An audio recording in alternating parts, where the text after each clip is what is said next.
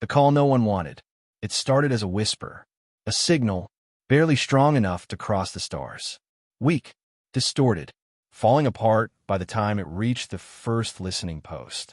A cry for help, not from a battlefield, not from a fleet under attack, but from a world dying slowly, quietly. It was called Valari Prime, a planet known for its beautiful skies, its floating cities, its peaceful people. Once, it had been a jewel among the stars. Now it was cracked. Droughts turned rivers to dust. Storms swept across continents, leaving behind silence where voices once lived. Its people had tried everything. Technology, alliances, trade. Nothing worked. And so, in the end, they did the one thing proud civilizations hate to do. They begged. The message went out in every direction, translated into dozens of dialects, compressed, repeated, a voice worn thin by fear, soft and strained. We are not enemies. We are not dangerous. We are dying. Please, help us. It reached the trade worlds first. They archived it, filed it away under non-essential. Too far, too risky, too hopeless. It passed through the merchant clans. They ran the numbers. No profit, no return. They moved on. The noble houses of the galactic interior heard it too, and turned down the volume. A dying planet was not worth the trouble. The galaxy was full of them, and yet the signal kept moving, across gas giants, through debris fields, into the forgotten places, where old machines still listened. And somewhere, deep in a quiet corner of the stars, that message reached a planet that didn't respond to galactic codes, didn't follow council law, didn't ask for permission. It reached Earth, and Earth said nothing. Not at first. No message, no acknowledgement, just silence. On Valari Prime, the last broadcasting tower flickered. The skies above turned a dull gray, and the voice that had sent the message sat alone in a cracked chair, head bowed, whispering to no one. We tried. Earth's silence. The message reached Earth on a quiet morning. It filtered in through one of the older satellites, a relic from when space was still new to us. The signal wasn't flagged by diplomats. It wasn't intercepted by military intelligence. It was found by a listener, an old technician at a deep space relay station. He logged it. He listened to it twice, then saved it to a local file. He didn't notify anyone, not because he didn't care, but because he knew it would reach the right ears. And it did. But Earth said nothing. No response. No return frequency. No formal reply. Just quiet, as if the message had sunk into deep water, and the surface remained still. The Valari waited. They checked the logs, ran diagnostics, resent the transmission again and again. No bounce back, no failure report, just no answer. And yet, something was different. Scanners in orbit began to glitch. Tiny fluctuations in electromagnetic fields. Small power surges. Nothing harmful, just odd. Then the satellites began to pick up reflections. Shadows that weren't there a moment ago. Shapes at the edge of the atmosphere. Just out of focus. Still, no ships were seen. No engines. No heat trails. Just silence. And something watching. On the ground, the Valari noticed small things. A collapsed tower stood upright the next morning. Its base somehow repaired, with a material no one recognized. A broken aqueduct filled itself. After centuries of dust, clear water, cold and clean, with no source. In one of the abandoned greenhouses, a seed sprouted, then another, then thousands. No one had planted anything. The farmers were afraid to touch them, but the plants grew anyway, fast, healthy, as if they belonged there. Still, Earth said nothing. No human face appeared on a screen. No landing craft came down. No messages. Only the work. Quiet, precise, undeniable. As if something had heard the plea and chosen to help. But not in the way anyone expected. The Valari gathered in silence. They didn't know who to thank. Or how. They only knew one word. Passed from elder to child in hushed voices. Deathworlders. A name spoken only in stories. Of a people forged on a brutal world. A species that survived everything. Because everything had once tried to kill them. Most thought it was a myth. Or worse. A warning. Now it was something else. A question. And the galaxy would soon realize. That Earth's silence was never ignorance. It was intention. We're Deathworlders. In the great libraries of the galactic core, there are records of nearly every known species. Their biology, their culture, their history. But under humanity, the pages are thin. Not because we are new, but because we are different. No one knows quite what to write, because humans come from a world that should not have produced life. Earth is a death world. Category red. High gravity. Unpredictable climate. Frequent extinction events. Predators in every ecosystem. Diseases that adapt faster than cures. Oceans that drown. Skies that burn. Ground that shakes. And yet, humans did more than survive. They thrived. Other species evolved to fit their worlds. Humans bent the world to fit them. Carved mountains. Redirected rivers. Lived in deserts, frozen wastes, poisonous jungles. Built cities above the clouds. And sometimes below the seas. And when Earth pushed back, when volcanoes erupted, or the skies cracked with storms, they did not retreat. They rebuilt. Again and again. Not stronger. Not smarter. Just more willing. To fail. To try. To endure. The galaxy noticed them too late. By the time Earth sent its first signals into space, other civilizations had already labeled the planet as unstable, unfit for contact. A polite way of saying, too dangerous. But something changed. When probes landed on barren moons, they found human footprints. When explorers reached distant stations, humans were already there, drinking tea, fixing broken equipment, asking if anyone needed help. No one invited them. They just showed up, curious, unshaken, and always smiling. But behind those smiles was a kind of history that made even the bravest captains uneasy.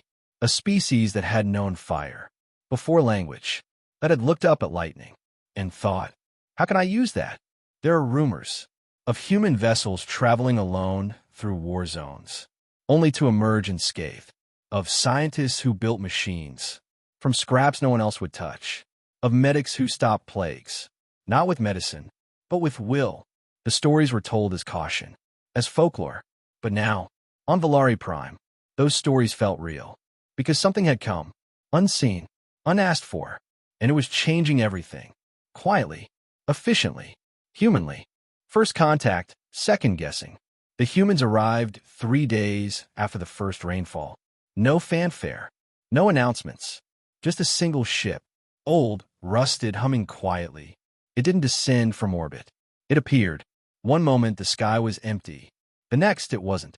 It touched down outside the capital ruins, on the edge of a shattered transport hub. The ground shook, not from force, but from weight. The kind of weight that doesn't come from mass, but from presence. A small delegation of Valari gathered, nervous, grateful, terrified. No one knew what to expect. Legends spoke of Deathworlders as relentless, brutal, barely civilized. But the first to step out was a woman, mid-aged, hair tied back, face lined with time.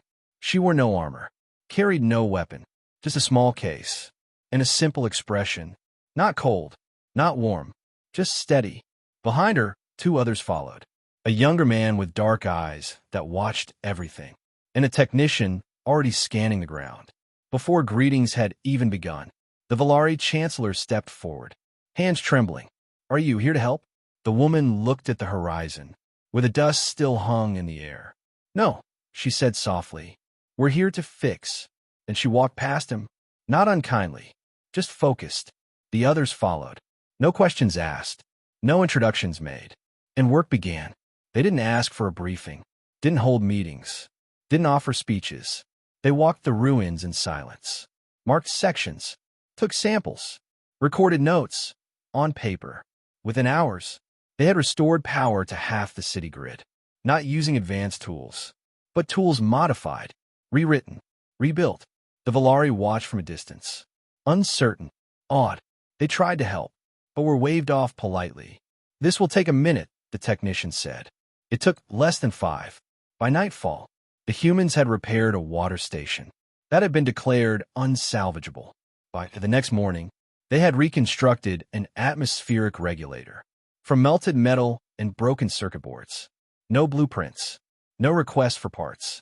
Just their hands, their minds, and something else. A memory of having done this kind of work before, on worlds far worse. The Valari leaders began to worry, not because of what the humans were doing, but how they were doing it, with calm, with precision, with a silence that made everyone wonder what they weren't saying. Because the stories said Deathworlders were dangerous, but they never said why. Now, they were starting to understand. It wasn't because humans were violent. It was because they were prepared for anything, and they didn't wait for permission to make it better. The harvest that shouldn't have worked. The fields have been dead for years. Soil stripped of life, scorched by storms, blown dry by the changing winds. The Valari had tried everything. Nutrient infusions, climate correction arrays, imported fertilizers from the inner worlds. Nothing worked, so they stopped trying. The farms were left behind, just rows of gray dust and broken irrigation lines, until the humans walked through them. They didn't bring seeds, didn't test the air, didn't unroll high-tech agriculture drones. They just walked, quiet, measured, step by step, as if listening to something no one else could hear. The woman, Sora, they learned her name, stooped down near one of the cracked irrigation pipes, ran her fingers along the soil, then looked up and said one word. Too clean. The Valari officials stared. Too clean? The humans dug by hand. They didn't scan. They didn't synthesize. They opened the ground, and beneath the dead surface, they found roots. Still there, still clinging to something. Your world isn't dying, Sora said, brushing soil from her palms. It's starving, and so they began to feed it. They didn't use chemicals. They used compost, crushed minerals, old, organic material pulled from wreckage.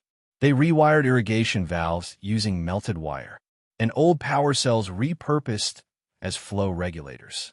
Then, without warning, the young man, Leon, stepped into the middle of the field, dropped to one knee, and buried something in the dirt. A small black capsule. No markings. No signals. Just quiet. 3 days later, it rained. Not everywhere. Just the fields. Rain that smelled of stone and iron. Rain that settled slowly and didn't evaporate in the sun. And then, the impossible happened. One stalk, then two, then a wave of green, rolling across the cracked earth, like memory returning to forgotten places. The crops weren't native. They weren't imported either. They were new, something in between. Valari scientists ran scans. The DNA didn't match anything in their databases. But it grew. Fast. Clean. Balanced. It didn't just feed. It healed. The Valari Chancellor visited the fields in person. Sora was already harvesting. These plants, the Chancellor said carefully. Where did they come from? Sora looked at him, expression calm as ever. Not from here, she said. But this soil remembers. It just needed reminding. And then she kept working. The harvest came early, and it never stopped. Crops bloomed twice the size, required less water, resisted local pests. And through it all, the humans said very little. They didn't act like saviors.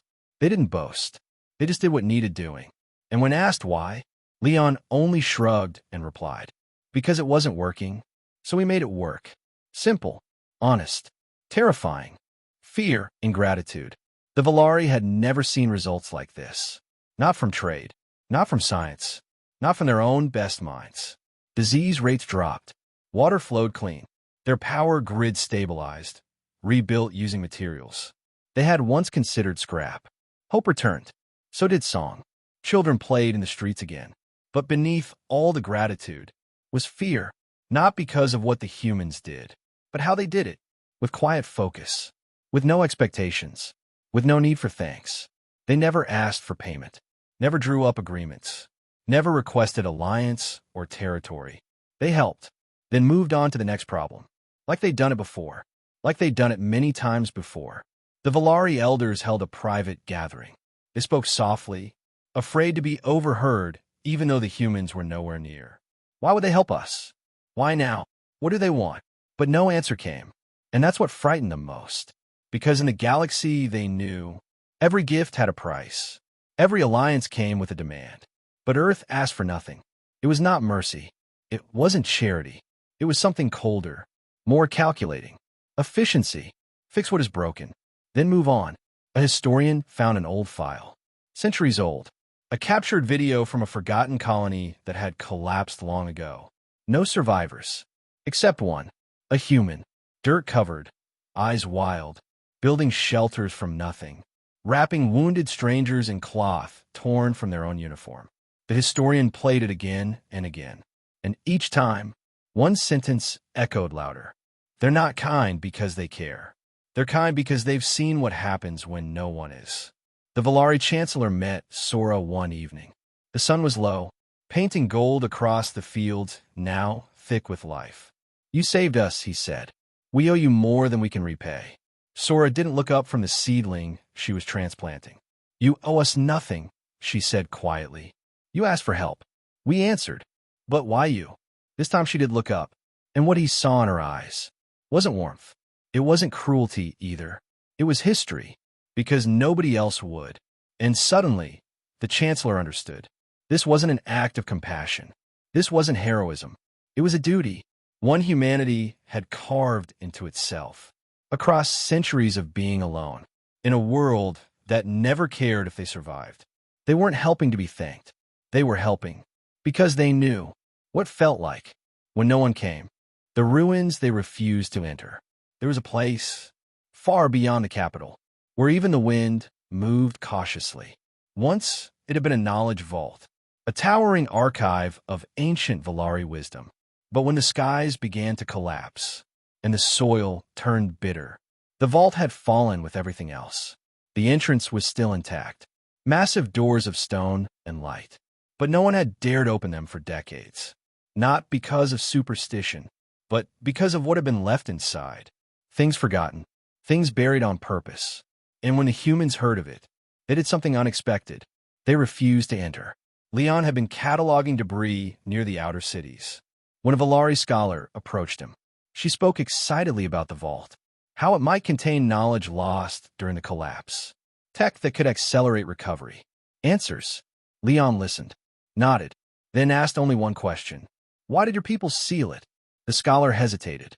There were mistakes, she admitted. Projects never finished. Weapons never tested. Ideas too dangerous to destroy. Leon nodded again, took a breath, and said softly, then leave them there. The Chancellor protested. So did several scientists. This is a chance to learn, they said, to reclaim what was ours. But the humans stood firm.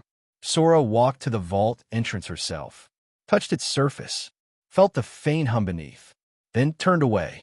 You want to rebuild, she said, not repeat. The Valari didn't understand at first. Weren't humans curious? Weren't they the ones who dared to explore, to uncover what others feared? But that was the misunderstanding. Humans didn't lack curiosity. They had simply learned when to stop asking. Some doors they had learned were closed for a reason. Some knowledge cost more than it gave. And humans, for all their resilience, for all their brilliance, had scars to remind them what happened when wisdom chased power too far. Later, a young Valari engineer asked the technician, quietly, while walking beneath the stars, wouldn't you be tempted to look? Just once. The human man paused, then smiled. We did. Once. On our world. And his smile faded. We survived, and nothing more was said. The vault remains unopened.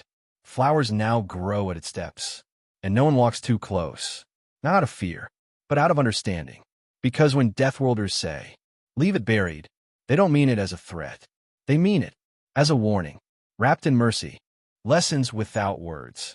The humans never lectured, never corrected, never claimed to know more. They didn't stand in front of classrooms. They didn't carry manuals. They didn't explain theories. They just did things. Quietly, purposefully. And the Valari watched. And in that watching, they learned. Children followed the humans from project to project. At first, curious. Then imitating. Then helping. They weren't taught how to repair power lines. They were simply handed tools and shown how to use them. They weren't told what was broken. They were shown how to find the fault. By listening. By touching. One girl asked Sora how she knew. A water filter had failed underground, without any sensor reading.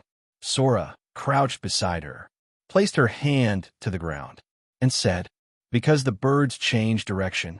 There were no handbooks for that, no diagrams. But the girl remembered, and the next day, she found a second failure, before anyone else could, not because she had studied, but because she had noticed. The elders observed as well. They watched the way humans planned, how they didn't rely on systems or policies, but on each other, on intuition, on shared trust. No ranks, no orders, just motion, adaptation. When something broke, someone was already fixing it. When a storm came, no one panicked. They had already laid sandbags. Hours earlier, before the clouds had even formed. Humans are not fast. One Valari philosopher noted.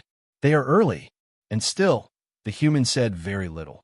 They didn't celebrate their successes, didn't hold ceremonies, didn't stay to be thanked. They ate their meals simply, worked until the light faded, rested, then began again. The Valari started to follow suit. Meetings grew shorter, disputes calmed.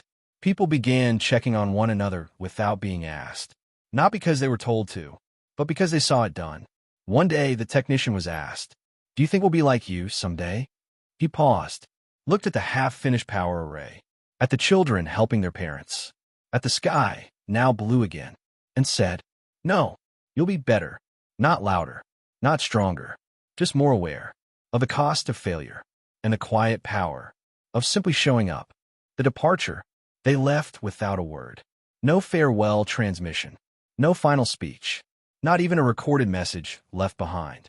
One morning, their ship was gone. The field where it had landed stood empty. No scorch marks, no debris, no footprint in the dust. Just grass, soft and green, growing where once there had been only ash. The Valari woke to find the humans had vanished. Quietly, completely, and somehow, no one was surprised. There was no panic, no sense of abandonment, just a stillness, a quiet understanding that their work was finished, and that maybe the humans had never meant to stay. They had come when asked, done what needed doing, then stepped aside, like gardeners, tending to a neglected corner of the universe, then moving on to the next place that no one else would touch. The Chancellor visited the landing site, stood in silence. He carried with him a carved stone, a simple token of thanks, a small gesture meant for a people who never asked for praise. He placed it in the center of the grass, just a smooth stone, unmarked, but everyone knew what it meant. A memory, set in stillness. The capital was different now, cleaner, quieter, wiser. There were no banners hung in honor, no statues raised, but on the edge of every home, new gardens had been planted, crops from both Valari and unknown origin, thriving side by side. Children used tools built from salvage parts, shaped by human hands. Elders no longer told stories about Deathworlders as monsters, but as something else, something older, something heavy, something needed. And deep in the mountains, a school had reopened, a small one, built by Valari hands. But on the door, carved carefully into the frame, were 4 words: "Fix what is broken." Nothing more. It wasn't a motto. It was a memory. The message returned. Years passed. The Valari world healed slowly, but surely. Crops grew. Homes rebuilt. Laughter returned to places where silence had lived too long.